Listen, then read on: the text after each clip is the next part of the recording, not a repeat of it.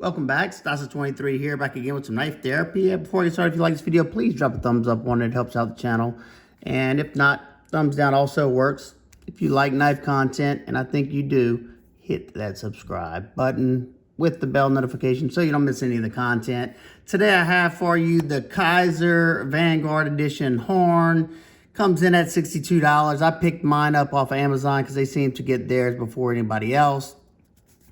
And what really attracted me to the knife was the micarta. Whenever you see these lines like this, usually it's because this is linen micarta, and these scales feel excellent. This is American micarta as well. But let's get some specs out of the way so you can have an idea of how big this knife is or how small.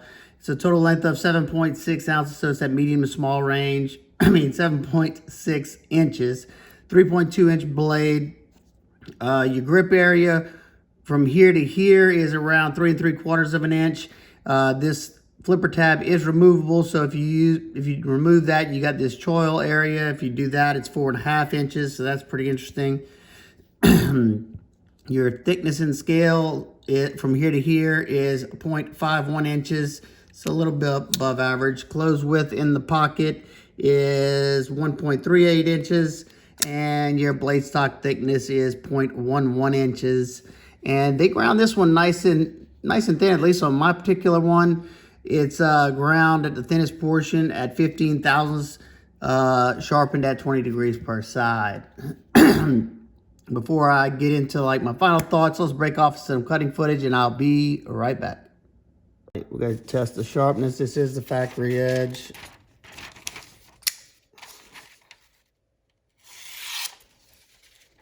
Got a nice edge.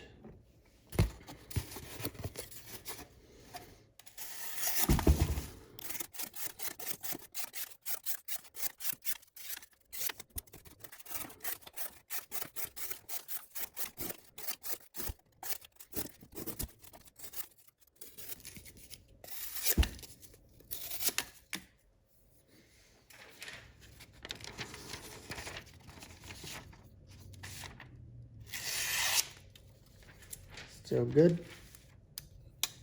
Alrighty, we're gonna make 10 cuts in this 3/8 inch sisal rope.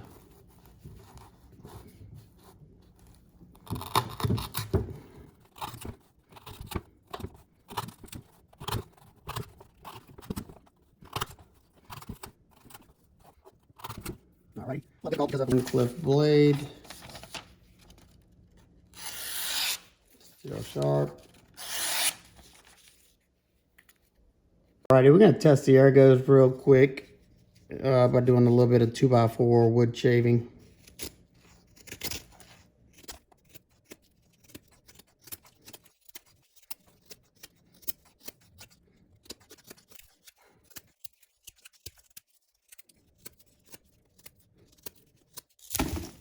Alrighty, this by far, I tested probably 5 other knives today, and this one was the most comfortable. It does have contoured, nice micarta scales, and the only thing I did notice, it does feel a little thin in hand because of this back section. So if you were actually going to do wood shaving, you might get a little tired, but I think it did a great job.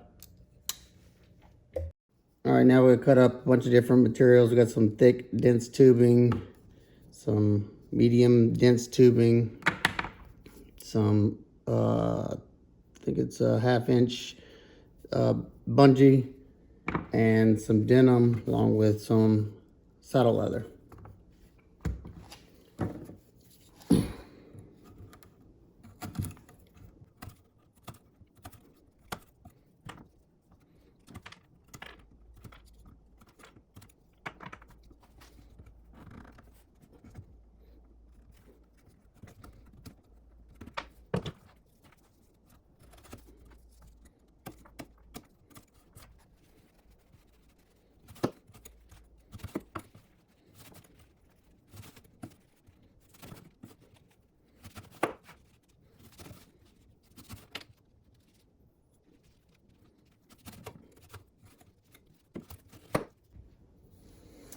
Alrighty, I probably wrecked this edges now because, let's see, I forgot I had one of these zip ties with the metal in it. I just tried to cut through it on accident.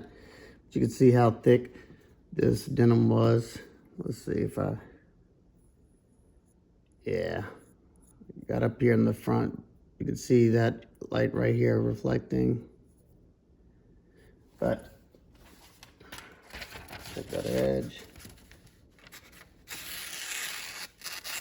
Yeah, where I hit that zip, where I hit that tie, it did blunt the edge right there. That's nothing major. All right, we're gonna try to go through some different zip ties. 25 pound, 25 pound, and 160 pound.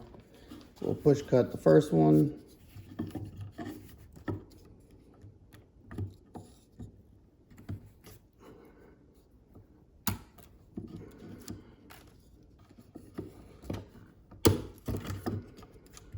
This last one's a beast.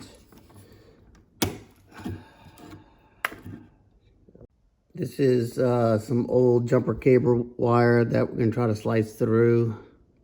I'm gonna try to use maybe back here because this portion is blunted from that other end.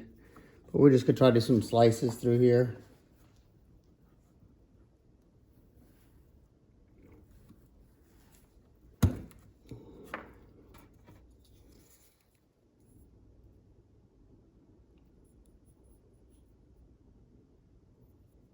Let's see.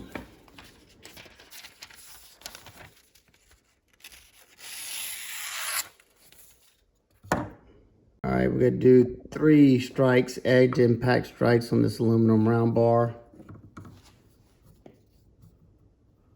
Try to hit it somewhere in that middle section. Oh, I didn't hit it.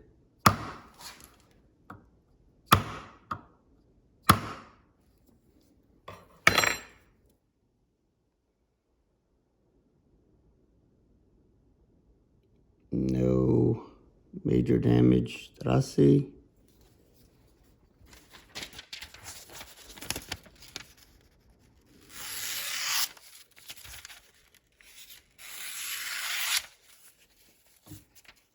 All right, we're gonna try to get through this 3 copper wires. Let's put a mark on the blade so I know where I tried it at. We're gonna go, let's see, right here.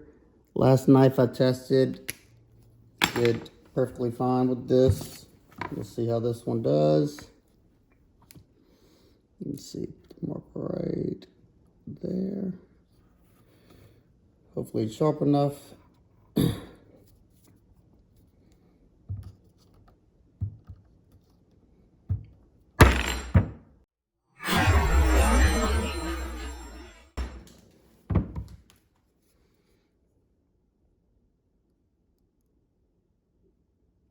No edge deformation that I see.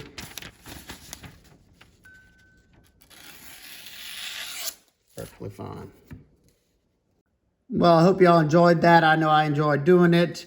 And let's get a close look at this knife. It doesn't have any major edge damage, as you can see, right? You do have some dulling in this area right there and there where I try to saw through one of them twist ties.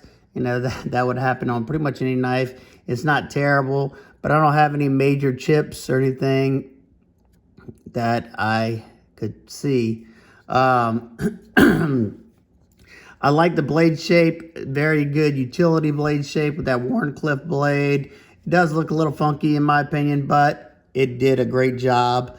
Still got that, you know, somewhat of like a point right there that you can pierce with.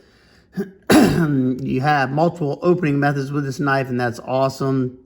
You got the Kizer logo, blade steel N690 with the satin finish on here. This jimping is excellent. If you like jimping, it's very fine cut. It does get traction when you need it, but if not, it's not going to tear up the finger. On this side, the name of the knife, the horn, and there's the maker's mark. I don't know if that's Azo. I don't know. I couldn't find the name of the designer collaboration. Action on this knife is excellent. They dialed in the detent perfect. Flipper tab set up perfect. It's comfortable. You can either put your finger on top with that push button, and you got that same fine cut jipping, or you can light switch it and it comes out just the same. Riding on ceramic bearings, if you want to use that hole for a spidey flick, easy done. If you want to put your finger in there and thumb flick it, or if you want to slow roll it, you can do that as well, along with two-handed pliers. So this thing's got tons of opening methods, and if you live in an area where you can't have a flipper knife, flip it over right here. You can unscrew this flipper tab, pull it off. One good thing about that is if you don't like flipper tabs, you can remove it. Can't have it, you can remove it. And if you need more grip area, you can remove that and have this as a forward choil. I think that's pretty cool. Usually that's kind of gimmicky, but I like it in that situation. The N690 held up perfectly fine. N690 is highly corrosion resistant. It's not like LC200N, but it's a really good corrosion resistant stainless steel. This linen micarta, like I said before, is American made micarta, and it is so nice. It's got this nice fur feel to it, very soft feeling, nice contoured scales. Love the fact that they're using this now, because they used to use like this garbage, and that I just hate that. You got T8. You got T8 on the body right here, but they're kind of shallow, so you got to definitely be careful that you seat it all the way and you're pushing straight, so you don't slip out of that or, you know, strip that. You got a nice lanyard hole for those lanyard people. As you can see, they got a spot right here for tip up carry, left or right hand. It is deep carry. Let's see what it looks like in the pocket. It goes in the pocket nicely. You just have a little bit sticking up. Comes out of the pocket nicely as well. Action is very addictive on here. You got easy access to that lock bar because of this cutout choil, and you do have a somewhat of a bevel on this side, so it's not sharp. Very easily get to it. You got inset stainless steel liners. They got pockets milled out on the inside, and they have been weight relieved. You got two barrel standoffs right here, so you got a complete flow through construction. As you can see, you have a ceramic detent ball. There's the lockup. Solid lockup. Absolutely no wiggle left or right, up or down on my particular one. And during all my cutting, this was one of the most comfortable knives. The only thing that I did notice is being that this handle does taper down right here. When doing a lot of power cuts, like into the wood and stuff, felt like I was putting a lot of extra pressure trying to hold on to the back of that knife. But it still wasn't uncomfortable. It just felt like it was tiring out my hands a little bit quicker. But normal cardboard cutting and stuff like that, this thing's gonna be a champ. Let's get a weight on this, and then we'll get some size comparisons and talk about if I can come up with any nitpicks, because I didn't have many. 91 grams, 3.22 ounces. So this is gonna be an excellent EDC size and weight, at least in my opinion. Let's get some size comparisons. You got the Civivi Elementum that I added thumb stud to, small in the Elementum. You got the Kizer beg letter. Beg letter's bigger, so it's in between the, let me come down a little bit. It's in between the beg letter and the Civivi Elementum. Let's see, what else do I have right here? Got a Kershaw, the Kershaw Blur. Kershaw Blur is very close in size. And the Steel Wheel Sargus, another one that's pretty close in size as well. We got the Ontario Rat Model 2. And the Rat Model 1 is going to dwarf it. It's not going to even, let's see, be close. So there you go. It's in between those two as well. All right. So, I mean, be honest, I don't have many complaints about the knife. Like I said, maybe the shallow screws, I wish they would be a little bit crisper. But this is a Vanguard series knife at $62. I think you're getting a lot for what you're paying for. Other than that, I don't really, I mean, the blade shape is a little funky looking, but it performs nicely. And I think you will be satisfied. If you like the fidget factor, this one has got tons of fidget factor in it. As long as you get one with a good dialed-in detent, you're gonna love it. I know I do. I'll sit here all day flipping it, and one method gets tired, I'll do the next. Literally, my wife was looking at him the other day. It's like, stop. So there you go. If you have any questions, comments, concerns, please leave them down below. I hope everybody's having an absolutely wonderful day. I will see y'all on the next one. Peace.